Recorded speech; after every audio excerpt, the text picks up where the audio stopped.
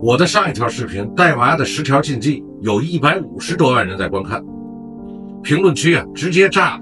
有的人说老祖宗留下来的规矩肯定是有道理，肯定是对的，并且好多朋友都说出了自己的真实经历加以佐证。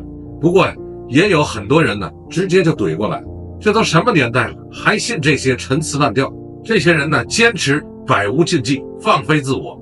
今天我就想问大家一个问题，那些老辈人老祖宗留下来的规矩，到底是应该坚守的智慧，还是应该剔除的糟粕？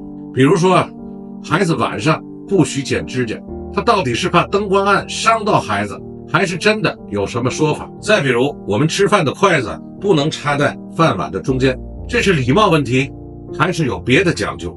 我奶奶那辈人坚信每个孩子出生的那一个时刻，他就带着自己独特的印记，需要不同的呵护方式。这到底是老一辈人的智慧，还是纯粹过时了的陈词滥调呢？不知道大家有没有发现，有一些规矩你明明看着没有道理，但好多家庭都在默默的遵守，这到底又是为了什么呢？所以回过头来，这些规矩其实就像一把把老的钥匙，有的能打开安全和教养的门，有的却可能锁住孩子探索的手。对于我来说，最大的启发不是盲从或者是全盘的否定，而是要听懂规矩背后那颗想让孩子好的心，把对孩子的爱应该用更科学更明白的方式给出去。最后我想问问大家，你家有没有一条你曾经不信但现在却一直在默默坚守的老规矩？或者哪一条老规矩是你坚决反对的？